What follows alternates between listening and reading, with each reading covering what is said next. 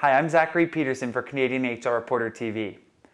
We recently sat down with Sue Sadler, the Senior Director of Services for Peel Region at ACCESS Employment, to talk about onboarding new immigrants in the workplace. What issues are employers faced with when onboarding recent immigrants? There's a whole host of issues.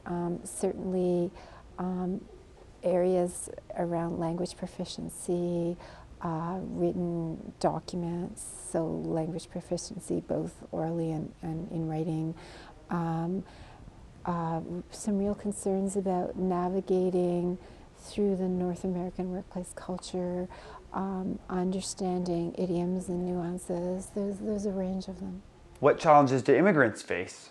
The real challenge with integrating into a new workplace is some of those cultural anomalies, some of not really understanding the North American culture, but also coming to that workplace with cultural practices from your country that have been ingrained into you.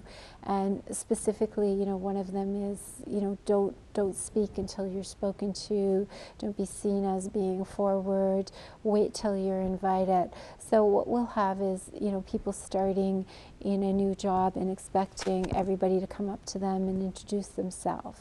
And when that doesn't happen, they think that they're respectful, and the right thing to do is to mind their own P's and Q's and wait till that person invites them into the circle or into the conversation.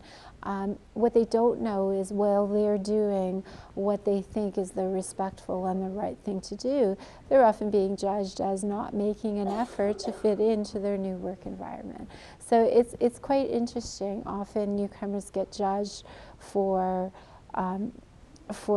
behavior and attitude that they demonstrate with the best of intentions, simply because nobody has told them better. How can immigrants overcome these challenges? In many countries, people are hired because of their academic credentials, and they walk into the organization and everybody knows that's why they're hired. This person is going to make a valuable contribution.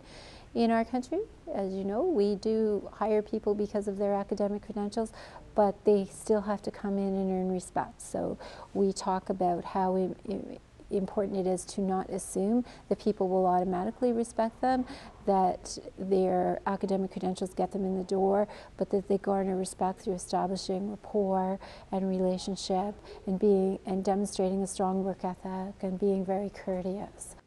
So how can employers accommodate these new workers?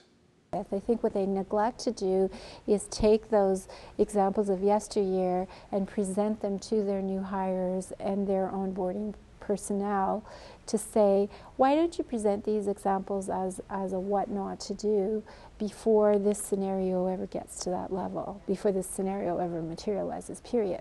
So I would say, go back on your history with people who've worked out and people who haven't, and leverage that and share that with your new hire.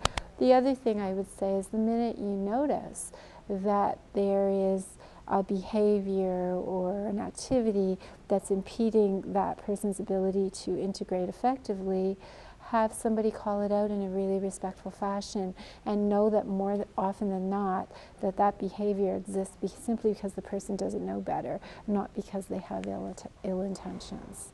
And they're usually quite horrified when they hear how they're being received. So it's about giving people information so that they can correct, so that they know how they're being perceived and that they can correct that perception.